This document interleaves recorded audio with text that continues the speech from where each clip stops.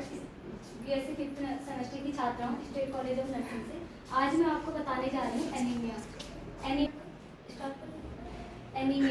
का मतलब होता है खून की कमी होना। तो खून की कमी तब होती है जब हमारे शरीर में ऑक्सीजन को ले जाने वाले लाल रक्त कोशिकाएं पर्याप्त मात्रा में नहीं होती, तब होता है। जब हमारे शरीर में हीमोग्लोबिन और लाल रक्त कोशिकाएं को पर्याप्त मात्रा में आवश्यकता होती है विटामिन की, आयरन की। जब हम अच्छी मात्रा में आयरन और विटामिन नहीं लेते हैं तो उसकी वजह से क्या होता है कि हमारे शरीर में ऑक्सीजन की कमी हो जाती है। ऑक्सीजन की कमी होगी तो उसकी वजह से क्या होगा कि आपको दिक्कत होगी। अगर ऑक्सीजन नहीं मिलेगा तो आपको क्या करना है कि अच्छी मात्रा में आयरन लेना है, विटामिन लेना है, और अगर उसकी वजह से क्या होगा, एनीमिया होगा। और इसके बाद अगर कोई गर्भवती महिला है तो गर्भवती में क्या होता है कि जो बच्चा होता है गर्भ में उसको आपके द्वारा ही ऑक्सीजन सब कुछ आपके द्वारा ही मिलता है। अगर आप अच्छे से विटामिन नहीं ले रहे हो, आयरन नहीं ले रहे हो तो बच्चे को भी नहीं मिले, जिसकी वजह से क्या होगा कि बच्चे को भी खतरा होता है एनीमिया होने का। अगर बच्चे को खतरा होगा तो उसकी वजह से बच्चे का जो विकास होता है, वृद्धि होती है और उसका जो पोषण होता है वो भी अच्छे से नहीं हो पाता है। अब मैं आपको बताऊंगी कि इसके क्या क्या जोखिम हो सकते हैं।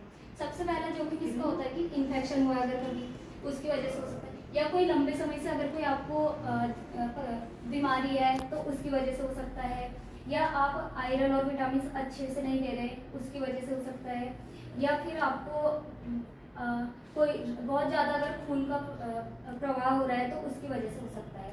इसके बाद मैं आपको बताऊंगी कि इसके क्या क्या कारण हो सकते हैं।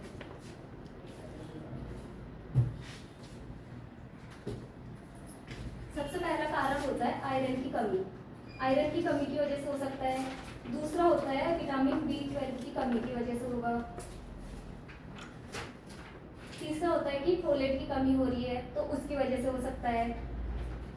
चौथा कारण हो रहा है कि अगर बहुत ज़्यादा रक्तस्राव हो रहा है, खून बह रहा है बहुत ज़्यादा, तो उसकी वजह से हो सकता है।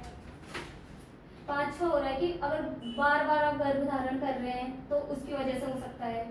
ये इसके कारण होते हैं। अब मैं आपको बताऊंगी इसके क्या क्या लक्षण हो सकते हैं। तो सबसे पहला लक्षण होता है कि त्वचा का पीला हो जाना। अगर आपकी त्वचा पीली है तो इसका एक कारण हो सकता है। दूसरा हो सकता है कि सर में दर्द हो रहा है, उसकी वजह से हो सकता है, या आपकी हथेलियाँ या पैर के तलवे अगर ठंडे हो रहे हैं तो वो भी एक इसका लक्षण होता है, या आपको चक्कर आ रहा है तो उसकी वजह से हो सकता है, या फिर अगर शरीर का तापमान कम हो गया है तो उसकी वजह से हो सकता है। ये इसके लक्षण होते हैं। अब मैं आपको बताऊंगी कि इसको हम कैसे रोक सकते हैं। एनीमिया को रोकने के लिए सबसे पहले तो आपको आयरन लेना है। रोज आपको 30 मिलीग्राम से होता है आयरन लेना चाहिए। और उसके बाद संक्रमण से बचने के लिए आपको अच्छा पानी का इस्तेमाल करना चाहिए। उसके अलावा आपको बार बार चेकअप करवाते रहना चाहिए, और आपको प्रोटीन वाली चीज़ें लेनी चाहिए, जैसे कि मीट हो गया, मछली होगी, अंडा हो गया, हरी सब्जियाँ ले सकते हैं, और आप इस सब का चीज़ करते हैं। और जैसे विटामिन वाली चीज़ें होगी, जैसे कि संतरे का जूस पी सकते हैं, टमाटर ले सकते हैं, शिमला मिर्च, कीवी हो गया, स्ट्रॉबेरी हो गया, ये सब चीज़ें ले सकते हैं। और आपको अपने चेकअप करवाते रहना चाहिए। इसके अलावा आप देख सकते हैं कि बार बार गर्भधारण ना हो। ये सारे इसके रोकथाम हैं। अगर आपको कुछ पूछना है तो बेटा, एक आपने मेन चीज़ तो बताई, सबसे इजी अवेलेबल कोई भी कर सकता है, वो कढ़ाई, लोहे की कढ़ाई सब कर सकते हैं ना। इवन जो पावर्टी में जी रहे हैं ना वो भी कर सकते हैं। आप ना जैसे कुछ भी लोहे की कढ़ाई में बना के खा सकते हैं, क्योंकि इसमें बहुत ज़्यादा आयरन मिलेगा आपको। हमको आयरन की बहुत ज़्यादा ज़रूरत होती है इसमें। अगर आपको कुछ पूछना है तो आप उससे पूछ सकते हैं।